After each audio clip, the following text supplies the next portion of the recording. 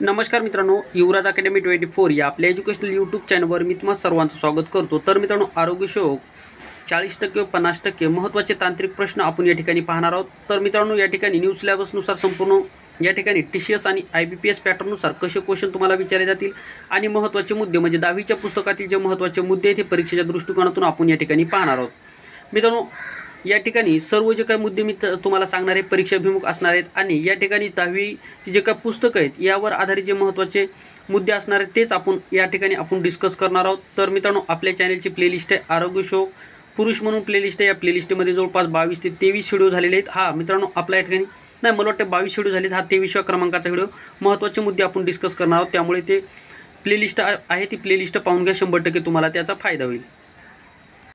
तर आजच्या महत्त्वाच्या मुद्द्यामधून आपण जाणून घेणार आहोत मित्रांनो, अवकाश मोहिमा या अंतर्गत महत्त्वाचे मुद्दे। आता या ठिकाणी पाहत असताना मित्रांनो, अवकाश मोहिमा हा जो का आपला टॉपिक आहे हा सुद्धा टॉपिक आपल्याला जवळपास 2 ते 3 क्वेश्चन यावर विचारले जातात। तर यावर आधारित कसे प्रश्न विचारले जातील आपण या ठिकाणी पाहूयात। तर या ठिकाणी अवकाशयानातून अवकाशात जाणारा सर्वप्रथम मानव हा रशिया या देशाचा असून त्याचं नाव काय युरी गागारिन होतं। मित्रांनो, अवकाशयानातून अवकाशात जाणारा सर्वप्रथम मानव कोण असेल जगामधला, तर तो आहे रशियाचा। कोण आहे मित्रांनो? रशियाचा युरी गागारिन। त्याचं नाव काय? युरी गागारिन आहे।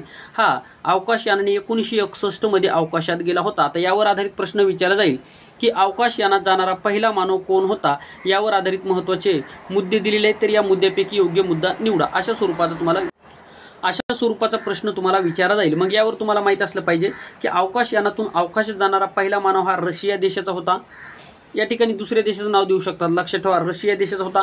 त्याच्यानंतर अवकाशयानातून जाणारा पहिला मानव रशियाचा देशाचा असून त्याचं नाव युरी गागारिन होतं आणि तो 1961 मध्ये अवकाशयानातून या ठिकाणी गेलेला होता। त्याच्यानंतर सर्वप्रथम चंद्रावर पाऊल ठेवणारा मानव कोणता? आता सर्वप्रथम चंद्रावर पाऊल ठेवणारा मानव कोणता, तो कोणत्या देशाचा होता आणि कितीमध्ये तो चंद्रावर गेलेला होता? तर सर्वप्रथम चंद्रावर पाऊल ठेवणारा पहिला मानव, जगातील पहिला मानव जो असेल तो आहे नील आर्मस्ट्रॉंग। नील आर्मस्ट्रॉंग हा चंद्रावर पाऊल ठेवणारा जगामधला पहिला व्यक्ती होता आणि तो कोणत्या देशाचा होता, तर तो अमेरिका या देशाचा होता। कुठल्या? अमेरिका देशाचा होता आणि तो 1969 मध्ये 1969 मध्ये तो अवकाशयानातून या ठिकाणी 1969 मध्ये तो चंद्रावर त्यांनी सर्वप्रथम पाऊल ठेवलेलं होतं। म्हणजे या ठिकाणी महत्त्वाचा मुद्दा म्हणजे आता रशियाचा पहिला मानव कोण होता? युरी गागारिन होता। हा अवकाशयानातून या ठिकाणी अवकाशात गेला होता, 1961 मध्ये गेला होता। आणि चंद्रावर पाऊल ठेवणारा पहिला माणूस कोण असेल? नील आर्मस्ट्रॉंग हा माणूस आहे। हा कुठल्या देशाचा आहे? तर नील आर्मस्ट्रॉंग हा कोणत्या देशाचा आहे? तर हा नील आर्मस्ट्रॉंग हा या ठिकाणी अमेरिका देशाचा असून 1969 मध्ये अवकाशयानातून या ठिकाणी गेलेला होता। त्याच्यानंतर आता भारताने मग जगामध्ये अवकाश मोहिमा राबविली, तर भारताने सुद्धा आपला व्यक्ती या ठिकाणी पाठवला होता। तर त्याचं नाव होतं मित्रांनो राकेश शर्मा। हा प्रश्न खूप वेळेस विचारला आहे। भारताचा राकेश शर्मा हा पहिला अंतराळवीर होता। लक्षात ठेवा, भारताचा पहिला अंतराळवीर कोण असेल तर तो राकेश शर्मा होता।